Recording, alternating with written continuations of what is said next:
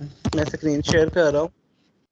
Sir जी जी, आप बताएं। सर 1300 का मैसेज आया, वो कह रही है कि उसकी लाइट ऑफ होगी, तो सर को बोलो प्लीज कंपनसेट कर लें। ओके जी, ओके। चले चले क्लास, आप लोगों को स्लाइड शो हो रही है मेरी? Yes sir. चले, हम लोगों ने यस तकरीबन तीन प्रोसेस पढ़े हैं, सिंजिंग, डीसाइजिंग, कवरिंग, ठीक है। और अब हम लोगों ने एक नेक्स्ट प्रोसेस पढ़ना है, ब्लीचिंग। बेसिकली ब्लीचिंग क्या है? ब्लीचिंग में हम लोग क्या करते हैं, उसकी कलर इम्प्योरिटीज को रिमूव करते हैं। फैब्रिक के ऊपर जो भी कलर्ड इम्प्योरिटीज होती हैं, जो भी कलर आया होता है, हम लोग उसको किस में रिमूव करते हैं? ब्लीचिंग में, ठीक है। The objective of the bleaching is to destroy the natural pigment. Pigment का यही है कि कलर को रिमूव करना, और रिक्वायर्ड द एटमॉस्फेयर और द मशीन्स, जो कि कहाँ से आई होती हैं? हमारे एटमॉस्फेयर से, इन्वायरमेंट से हमारे पास कोई कलर आया होता है, या मशीन से कोई कलर लग गया होता है जो कि टेक्सटाइल के ऊपर लग जाता है, ठीक है।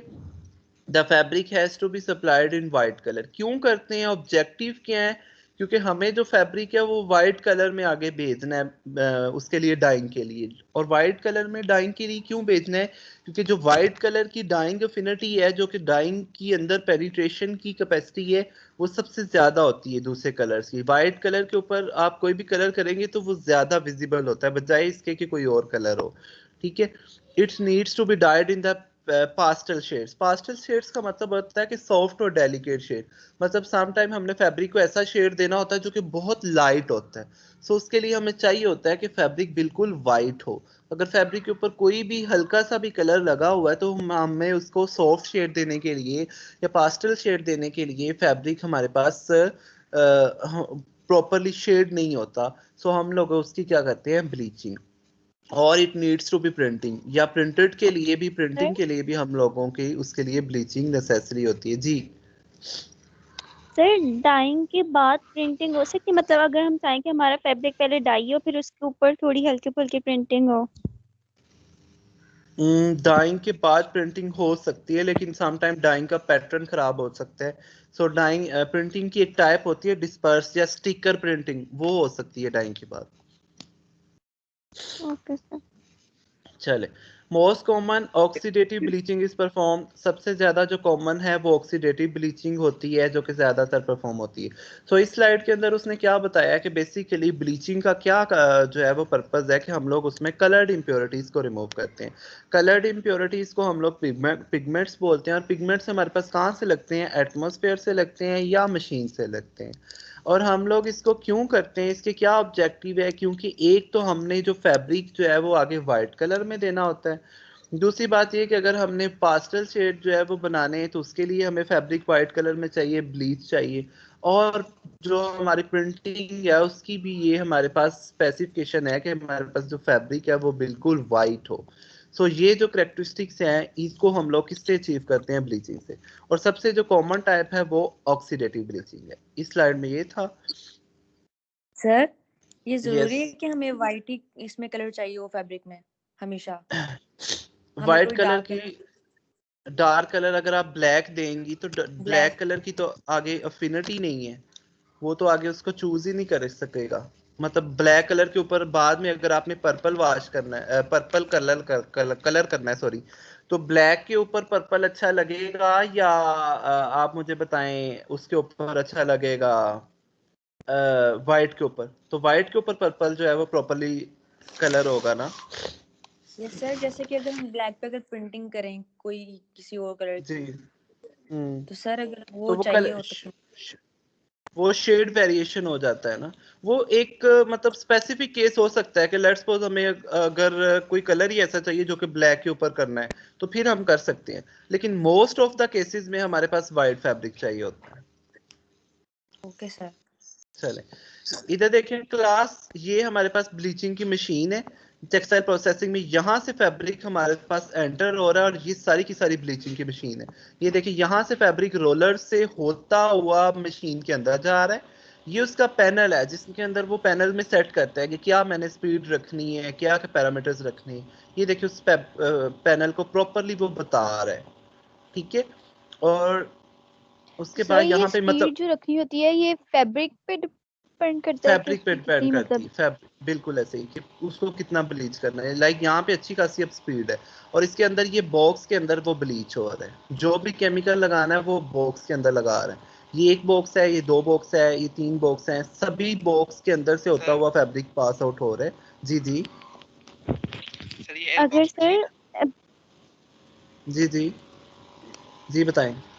अगर सर फैब्रिक की एब्जॉर्बेंसी अच्छी है तो हम स्पीड कम ज्यादा रखेंगे, और अगर मतलब इतनी अच्छी नहीं है, मोटा कपड़ा है, तो हम स्लो रखेंगे स्पीड। ऐसे ही है बिल्कुल। जी बताएं, आप क्या क्वेश्चन कर रहे थे? उमैर था। चले खैर, इधर देखिए, ये देखें यहाँ से अंदर जो है वो पैनल का जो बॉक्स के अंदर बता रहा है, ये देखिए वाटर भी है यहाँ पे और फैब्रिक जो है वो ब्लीच हो रहा है। ये वो प्रॉपरली सारी मशीन को बता रहा है।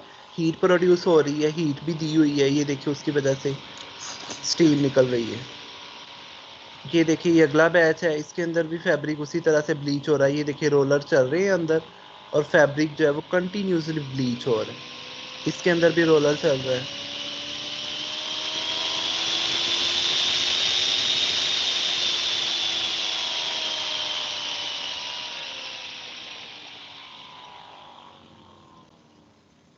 ये देखिए यहाँ पे उस वो वाटर अप्लाई कर रहा है, ब्लीच हो गया, एक किस्म की वॉश कर रहा है यहाँ पे रोलर से होता हुआ। ये देखिए यहाँ पे भी वाटर अप्लाई कर रहा है। पहले कुछ बॉक्सेस के अंदर उसने ब्लीच किया है, अगले कुछ बॉक्सेस के अंदर वो उसको वाटर अप्लाई कर रहा है और स्टीम कर रहा है, ताकि फैब्रिक जो है वो वॉश हो जाए और ड्राई हो जाए।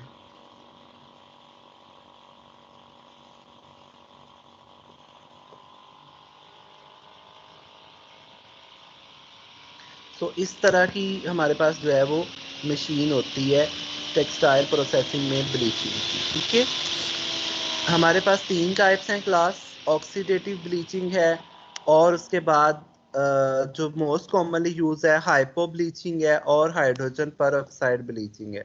हम लोग जस्ट इनके नेम्स याद रखेंगे और हम लोग ये देखेंगे कि इसमें पीएच रेंज क्या है, क्या क्या केमिकल है, क्या बेनिफिट हैं और क्या इसके डिसएडवांटेजेस हैं। जस्ट ये 2-3 चीज़ों को। लाइक ऑक्सीडेटिव ब्लीचिंग है तो इसमें हमारे पास कौन कौन सी चीज़ें यूज हो सकती हैं? सोडियम हाइपोक्लोराइड या सोडियम क्लोराइड या हाइड्रोजन पेरोक्साइड यूज हो सकते हैं। और इसमें पीएच रेंज कितनी होनी चाहिए? 9.5 से 11। ठीक है, आपने ये 2-3 केमिकल्स हैं, 2 के नाम याद रखने, सिर्फ सोडियम हाइपोक्लोराइड और सोडियम क्लोराइड। इनको यूज करते हैं ऑक्सीडेटिव ब्लीचिंग में। ऑक्सीडेटिव ब्लीचिंग इसको क्यों कहा जाता है? क्योंकि इसमें ऑक्सीजन है। ये देखें सोडियम सभी के अंदर जो है वो हमारे पास ऑक्सीजन है। ठीक है, और पीएच रेंज कितनी है? 9.5 से 11 तक। ठीक है, ये है हमारे पास ऑक्सीडेटिव ब्लीचिंग में। ठीक है, सर आपने जी अभी जी बोला कि ऑक्सीडेटिव होता है और हाइपो होता है, तो ये दोनों अलग अलग नहीं है? मतलब अब इसके अंदर लिखा हुआ है hypo bleaching carried out pH range, मतलब आप कह रहे हैं कि ऑक्सीडेटिव में पीएच रेंज जो है, क्या ये दोनों सेम है, ये सेपरेट सेपरेट है? ऑक्सीडेटिव ब्लीचिंग में अमूमन हम लोग रखते हैं वैसे 9 तक और हाइपो में थोड़ी सी ज्यादा करते हैं, जैसे कि उसके नाम से जाहिर है 9.5 से 11। तो आप बेशक इसको हाइपो को छोड़ दें, आप ब्लीच का ही एक ही सिंपल याद रख लें कि ब्लीच कैरिड आउट एट 9.5 से 11 तक। क्लियर है? Okay sir. चलें, उसके बाद बच्चों सेकंड टाइप है हाइपो ब्लीचिंग, ऑक्सीडेटिव ब्लीचिंग। ठीक है, जिसमें ये वाले जो मेन एजेंट यूज होते हैं, और हाइपो ब्लीचिंग जिसमें हमारे पास क्या यूज हो रहा है? सोडियम हाइपोक्लोराइड, ये वाला सोडियम हाइपोक्लोराइड। ठीक है, hypo bleaching carried out in the pH range of 9.5 से 11 तक। ये 9.5 से 11, अगेन उसने वही बात की कि 9.5 से 11 तक जो है वो हाइपो ब्लीचिंग हम लोग यूज कर सकते हैं। और उसके बाद अच्छा बच्चों एक बार याद रखें, जो ऑक्सीडेटिव ब्लीचिंग है ना, उसके अंदर हम लोग जो यूज कर रहे हैं ना, वो सोडियम क्लोराइड है। ठीक है, ये जो हाइड्रोजन पर ऑक्साइड है इसको छोड़ दें आप, ये भी ऑक्सीडेटिव ब्लीचिंग में यूज नहीं होता, ये सिर्फ ब्लीचिंग में यूज होता है। सोडियम हाइपोक्लोराइड भी यूज नहीं होता।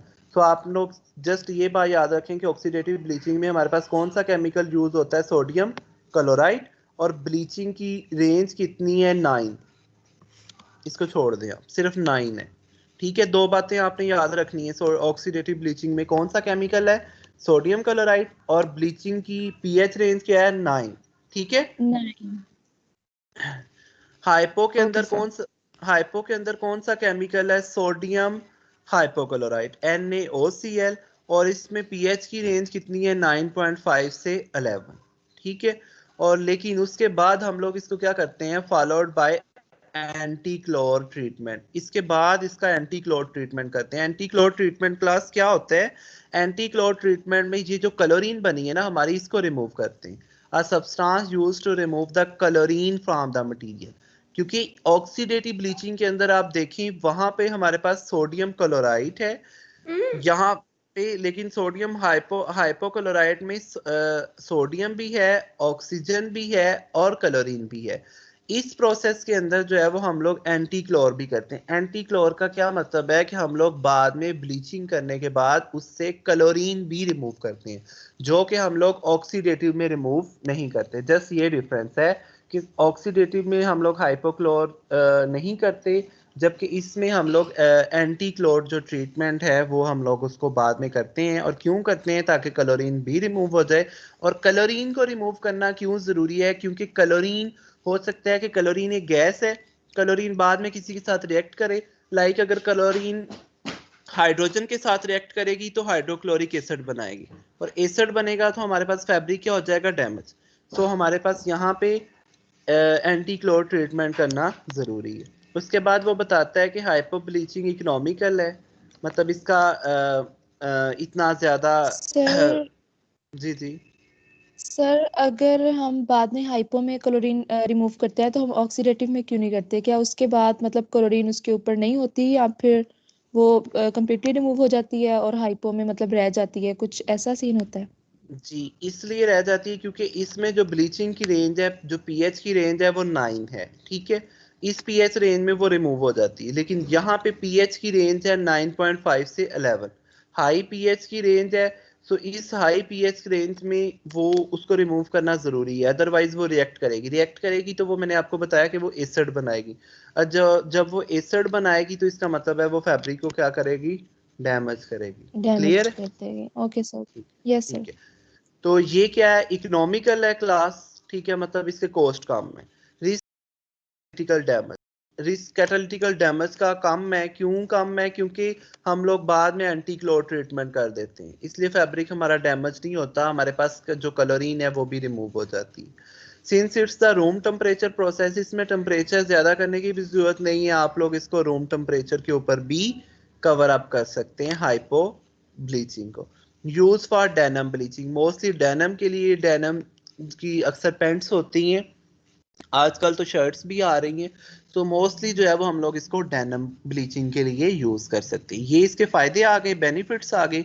प्रॉब्लम्स क्या क्या हो सकती हैं, fibre damage can takes place if pH and temperature are not control. अगर हमने इतनी पीएच नहीं रखी और रूम टेम्परेचर से ज्यादा टेम्परेचर कर दिया है तो हो सकता है हमारे पास फाइबर डैमेज हो जाए।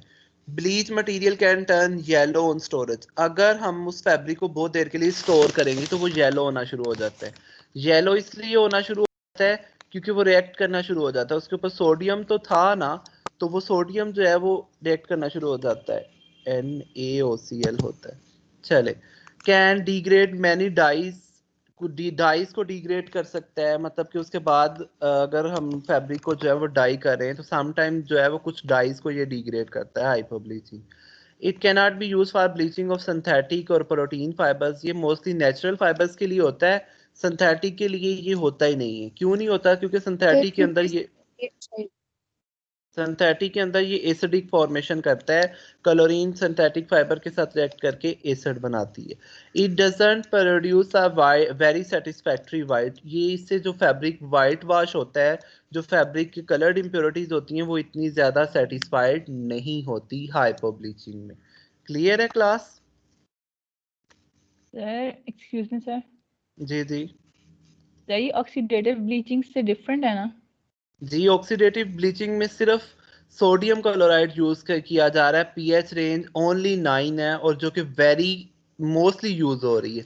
यहाँ पे देखें ना, most commonly use oxidative bleaching is perform. मतलब सब इन तीनों में पीएच लेवल जो है वो मैटर करता है। जी पीएच लेवल मैटर करता है और केमिकल भी डिफरेंट है।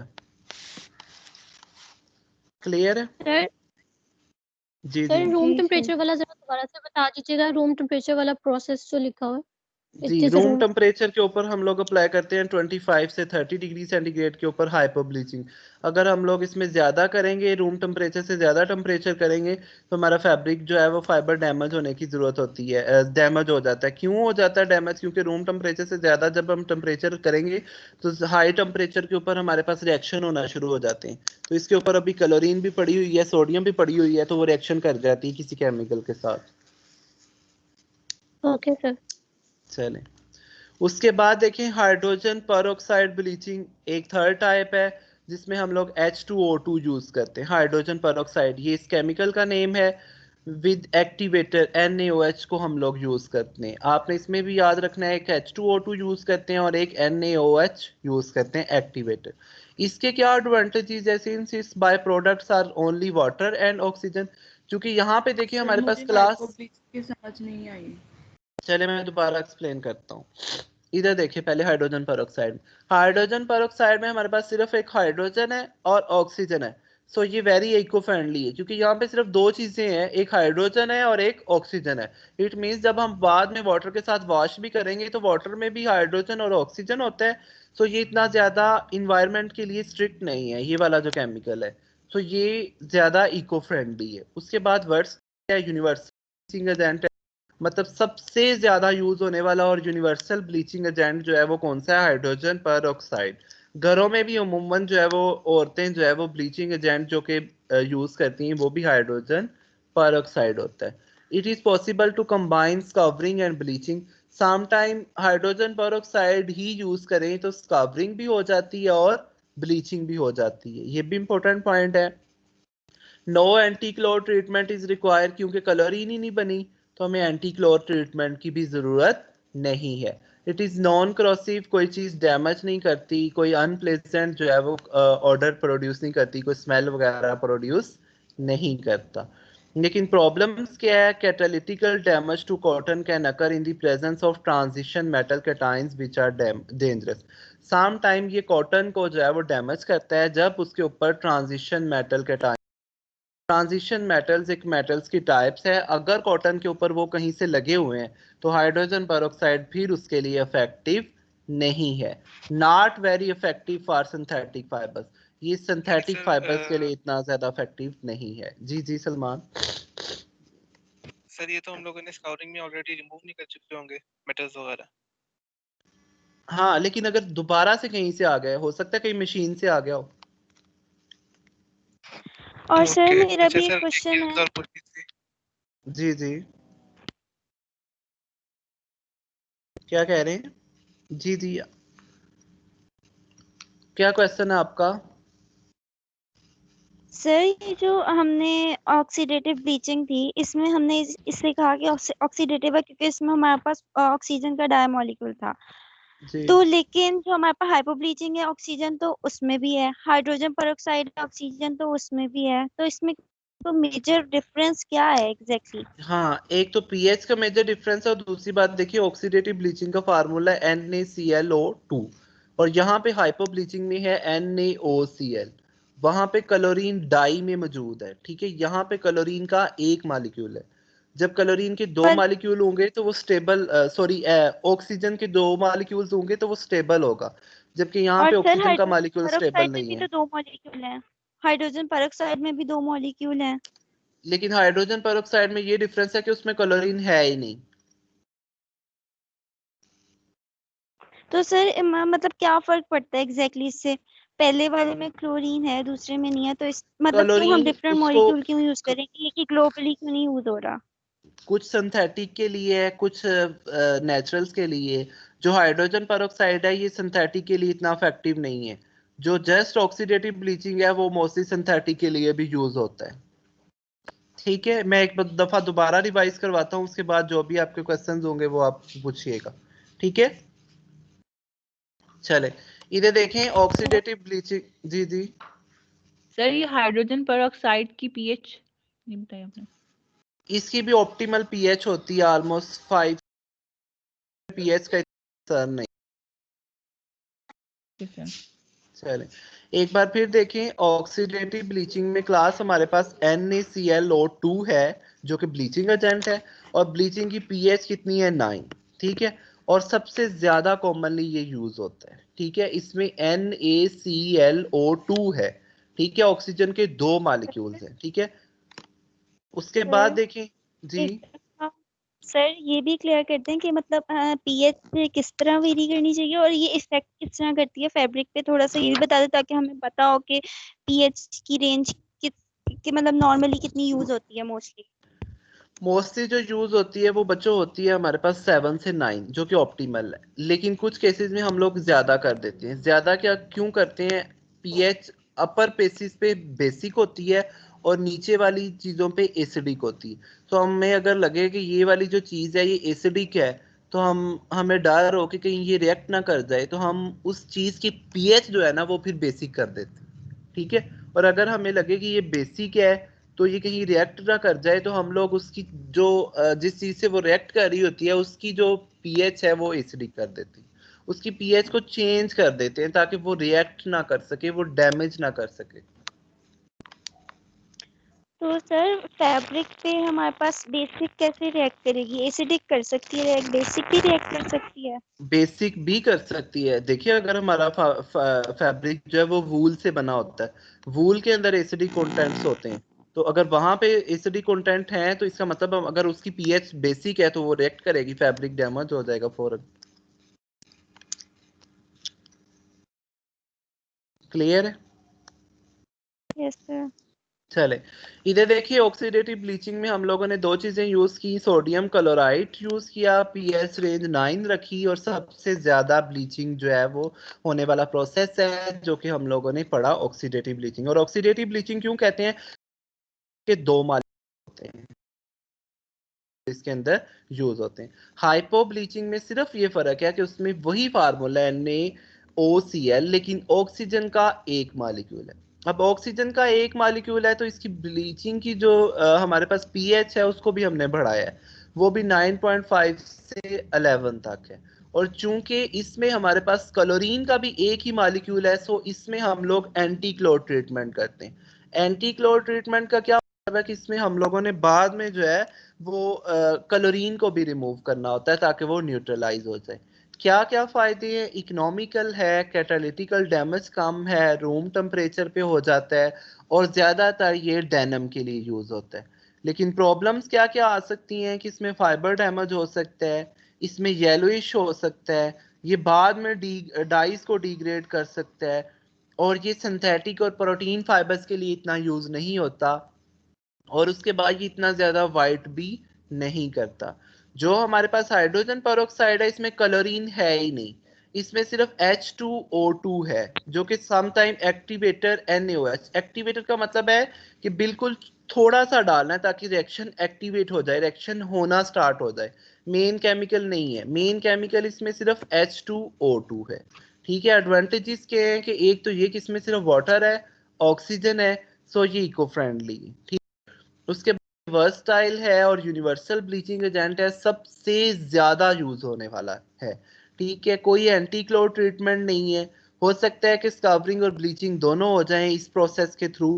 स्क्रबिंग अगर हुई भी है, कोई केमिकल रह गया उसमें, तो वो भी इसमें रिमूव हो जाए।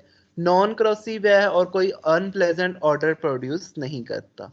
लेकिन प्रॉब्लम्स क्या क्या हैं कि कैटालिटिकल डैमेज हो सकता है अगर हमारे पास उसके ऊपर कोई ट्रांजिशन मेटल बाद में आ गया, और not very effective for synthetic fibres. Synthetic fibres के लिए ये इतना ज्यादा इफेक्टिव नहीं। फाइबर्स के लिए पास ऑक्सीडेटिव ब्लीचिंग ज्यादातर यूज होने वाला प्रोसेस है। क्लियर है? Yes sir. सर यस जो सर। ऑक्सीडेटिव ब्लीचिंग है सर वो जो जी क्योंकि मोस्ट कॉमनली यूज होता है बिकॉज क्योंकि वो सिंथेटिक जो है वो फैब्रिक्स के लिए यूज हो रहा है इसलिए वो मोस्ट कॉमनली यूज हो रहा है। जी, क्योंकि आजकल ज्यादातर सिंथेटिक है, मेन जो नेचुरल है अगर वो है भी तो उसमें सिंथेटिक का पोर्शन ऐड अप होता है। तो हम लोग ज्यादातर प्रेफर यही करते हैं कि हम लोग ऑक्सीडेटिव ब्लीचिंग यूज करें। और अगर सर हमारे पास बहुत ही है, अगर कोई जिस तरह सिल्क हो क्या गया या हमारे पास बहुत ही सेंसिटिव है, उसके लिए कौन सी ब्लीचिंग होगी? हाइड्रोजन पर ऑक्साइड, क्योंकि इसके अंदर ना क्लोरीन है, हाइड्रोजन के भी 2 मॉलिक्यूल बैलेंस है, ऑक्सीजन के भी 2 मॉलिक्यूल बैलेंस है, तो उसके लिए हाइड्रोजन पर ऑक्साइड। क्लियर? चले, ब्लीचिंग की एफिशिएंसी करना है कि ब्लीचिंग या the sample against a standard which can be magnesium oxide। हम लोग कंपेयर कर सकते हैं दोनों सैंपल्स को, और उसको हम लोग comparing the sample against a standard which can be magnesium oxide. Magnesium oxide का एक सैंपल होता है जो कि फुल वाइट होता है, ठीक है, प्योर होता है। सो उसके सर साथ हम लोग जी जी सर आपकी स्क्रीन शो नहीं हो रही। सभी को नहीं शो हो रही? सर हो रही है हो सर। रही है सर। चलें, उसके बाद देखिए the standard has 100% reflectance at the wavelength. जिसकी ब्लीचिंग अच्छी होती है उसकी रिफ्लेक्शन अच्छी होती है, 100% रिफ्लेक्शन होती है, मतलब उसमें से फैब्रिक की दूसरी साइड से देखा जा सकता है, रिफ्लेक्शन अच्छी होती है, लाइट अच्छी पास गुजर जाती है, ठीक है। For bleach sample the reflectance at 460 nanometre is measured. अगर हम उसमें से लाइट गुजारें तो 460 नैनोमीटर की जो ब्लू रीजन है उसके ऊपर उसकी रिफ्लेक्टेंस शो होती है। मतलब ये लाइट के कुछ टेस्ट हैं जिनसे हम लोग टेस्ट कर सकते हैं कि हमारे पास ब्लीचिंग हुई है या नहीं। एक तो 100% रिफ्लेक्शन, मतलब लाइट उसमें से बहुत अच्छी गुजर जाती है, और उसमें से अगर हम लोग लाइट का ये होता है, लाइट का एक स्पेक्ट्रम होता है, उसके ऊपर हम लोग रखते हैं, तो हम लोग ये देखते हैं कि जो लाइट है 460 नैनोमीटर की जो है ना, वो उसमें से ज्यादातर रिफ्लेक्टेंस शो कर रही है। तो हम लोग कह देते हैं कि 460 नैनोमीटर की अगर ब्लू रीजन में रिफ्लेक्टेंस ऑफ लाइट शो हो रही है तो हमारे पास एफिशिएंसी अच्छी आ रही, ठीक है। अनब्लीच्ड कॉटन जो है वो रिफ्लेक्टेंस कितनी शो करता है? 55%, जो कि ब्लीचिंग के बाद रिफ्लेक्टेंस कितनी होती है? 83 से 85% तक भी हो जाती है। स्टैंडर्ड की कितनी है? 100%, जो बिल्कुल परफेक्ट है। लेकिन हमारे पास कितनी अचीव होती है क्लास? 83 से 85% तक जो है वो रिफ्लेक्टेंस अचीव होती है। और इसमें वेवलेंथ कितनी तक हमारे पास अचीव हो सकती है? 460 नैनोमीटर तक। क्लियर है क्लास? सर ये आप जो इस फर्स्ट लेक्चर पॉइंट है को हाफ में डिवाइड कर लें। कौन सा फर्स्ट पॉइंट? सर ये फर्स्ट पॉइंट जो मैग्नीशियम ऑक्साइड का है, ये इसको समझना है बेशक कि काट दो, फैब्रिक इसको बेशक काट दे। वो ना एक ब्लीच मैग्नीशियम ऑक्साइड का उन्होंने एक सैंपल बनाया होता है, तो वो बिल्कुल वाइट होता है। सो उसके साथ कंपेयर करके देखते हैं कि हमारा फैब्रिक भी उतना वाइट है, तो हम लोग कह देते हैं कि वाकई वो मतलब कि अच्छा ब्लीच हुआ हुआ है। लेकिन अगर वो उस तरह का वाइट नहीं है तो हम लोग कह देते हैं कि वो उतना ब्लीच नहीं हुआ हुआ। तो सर हम स्टार्टिंग में क्यों नहीं मैग्नीशियम यूज करते जब उससे टोटल वाइट हो जाता था? नहीं, मैग्नीशियम ऑक्साइड से नहीं वाइट होता। मैग्नीशियम ऑक्साइड मतलब एक, आप ये ना समझेंगे मैग्नीशियम ऑक्साइड उसके अंदर हम यूज करें। सर एक मैग्नीशियम तो वाइटिश मेटल है। मटेरियल होता है हाँ मैग्नीशियम, हाँ, इस इसलिए तरह उसके कह लें। साथ शायद कंपेयर करते हैं। हाँ, वो रिएक्ट नहीं करेगा, उसका ये नहीं कोई फायदा कि हम लोग मैग्नीशियम अगर सर यूज आप करेंगे इसको तो और हमारा। ना पढ़ाएं, ये थोड़ा डिफिकल्ट है, ये स्लाइड्स थोड़ी समझ से बाहर हो रही हैं, आप और ना पढ़ाएं। यस सर, ये बहुत तो पढ़ लिया टेक्निकल और हम बस काफी थक गए हैं। चले ब्लीचिंग, चले आज कर लेते हैं, फिर नेक्स्ट टाइम हम लोग मर्सराइजेशन कर लेंगे। आज के लिए काफी है फिर। जी सर, यस आज के लिए सर। वाकई बहुत है। Yes sir. इसको जी पढ़े, सर। इसको पढ़िएगा, ये बहुत इजी है, इतना मुश्किल प्रोसेस नहीं है, यस ठीक सर, है। पढ़ लेंगे। जस्ट 5 स्लाइड्स हैं,